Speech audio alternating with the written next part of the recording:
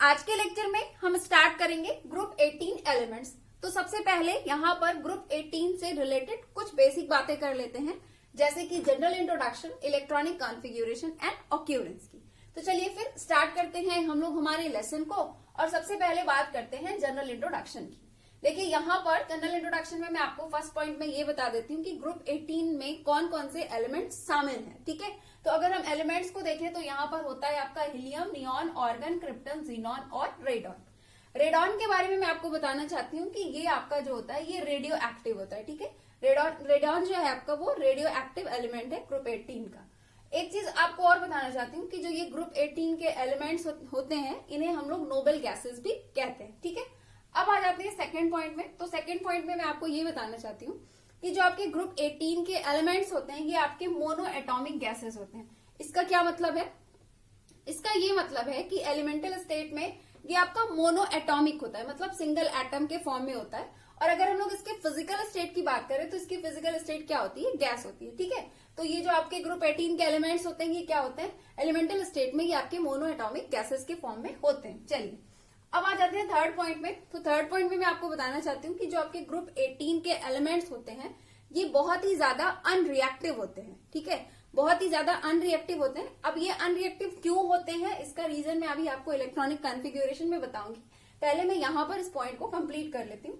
तो ये बहुत ही ज्यादा अनरिएक्टिव होते हैं, यानी कि ये बहुत ज्यादा कंपाउंड्स या मॉलिक्यूल्स को नहीं बना पाते हैं। हाँ, लेकिन कुछ पर्टिकुलर कंडीशन में एक स्पेशल कंडीशन प्रोवाइड की जाए तो जीनॉन जो है इसमें वो कुछ कंपाउंड्स को बना लेता है। जैसे कि आपने देखा होगा जीनॉन के फ्लोराइड्स हैं, जीनॉन के ऑक्साइड्स हैं, जीनॉन के ऑक्सीफ्लोराइड्स हैं। तो कुछ पर्टिकुलर कंपाउंड्स को ही ये सिर्फ बना पाता है, वो भी सिर्फ स्पेशल कंडीशन में। ठीक है, लेकिन बेसिकली हम यही कहते हैं कि जो आपके ये ग्रुप 18 के एलिमेंट्स होते हैं ये बहुत ही ज्यादा अनरिएक्टिव होते हैं। ठीक है, तो अनरिएक्टिव होने का रीजन मैं आपको यहाँ पर बताऊंगी।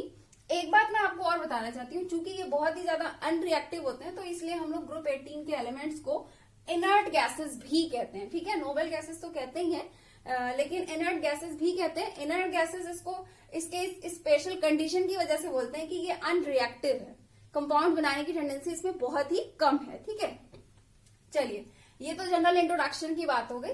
अब आ जाते हैं इलेक्ट्रॉनिक कॉन्फ़िगरेशन में। तो इलेक्ट्रॉनिक कॉन्फ़िगरेशन में सबसे पहले मैं आपको हीलियम का बता देती हूँ। देखिए हीलियम का तो आप लोग जानते ही हैं, बहुत सिंपल है, क्योंकि इसका एटॉमिक नंबर 2 है तो इसका सिर्फ 1s2 ही होगा, है ना। तो पहले ये हीलियम को आप सेपरेट कर लीजिए।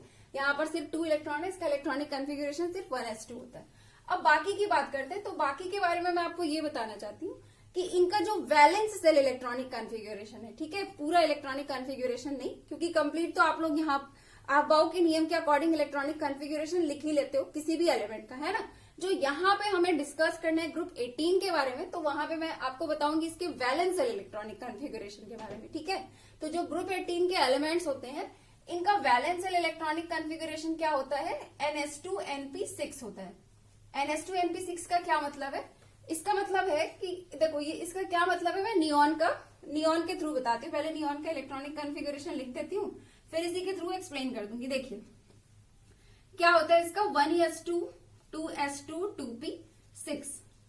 तो यहाँ पे अगर हम लोग देखें तो नियॉन में वैलेंस सेल कौन सा है? सेकेंड सेल है ना। वैलेंस सेल हम लोग किस सेल को बोलते हैं? जो लास्ट सेल होता है।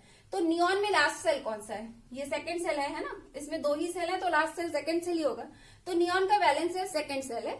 तो अगर हम इसके वैलेंस सेल का इलेक्ट्रॉनिक कॉन्फ़िगरेशन देखें तो क्या है? 2s2 2p6 है, यानी कि NS2NP6 है। N जो है यहाँ पे वो आपके सेल को दर्शा रहा है, वैलेंस सेल को दर्शा रहा है। ठीक है, तो अभी यहाँ पे देखिए नियॉन का NS2NP6 है, मतलब 2s2 2p6 है। तो इसी तरह से जब आप इसके नीचे आओगे ऑर्गन में तो 3s2 3p6 हो जाएगा।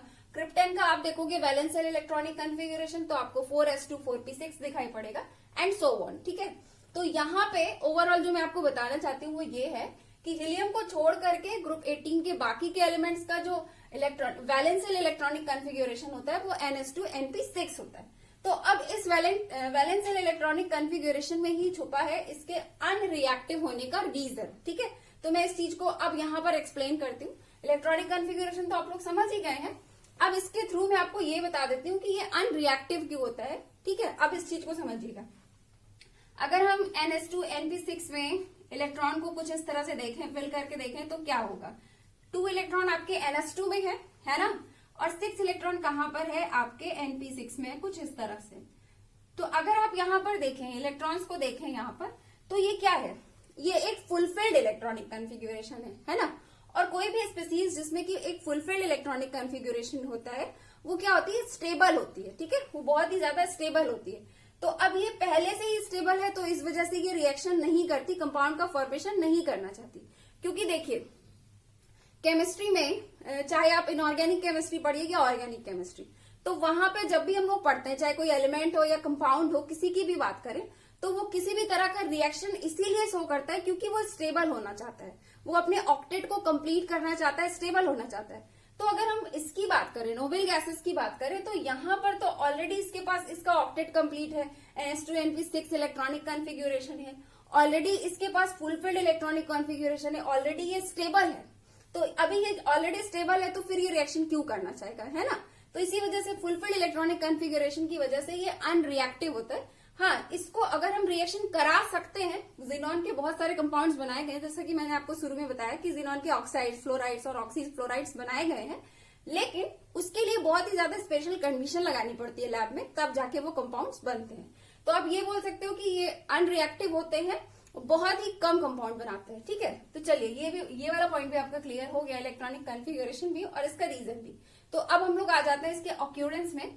तो ऑक्यूरेंस में हमें ये देखना होता है, ऑक्यूरेंस का मतलब क्या होता है, पहले मैं आपको ये बता देती हूँ।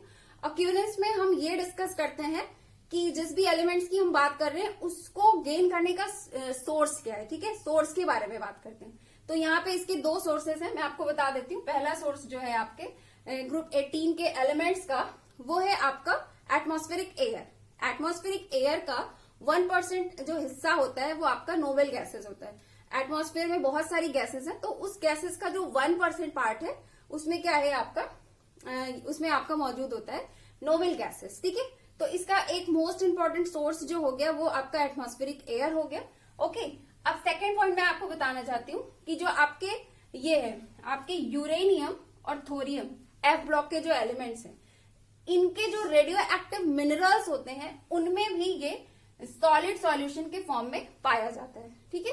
तो यहाँ पे हमारा ग्रुप 18 के एलिमेंट्स का कुछ जो बेसिक पॉइंट है, जैसे कि general introduction, electronic configuration and occurrence, complete हो गया है। अब हम लोग मिलेंगे नेक्स्ट लेक्चर में और बात करेंगे ग्रुप 18 के एलिमेंट्स के फिजिकल प्रॉपर्टीज की। तो फिर मिलते हैं नेक्स्ट लेक्चर में। Have a nice day, thank you so much.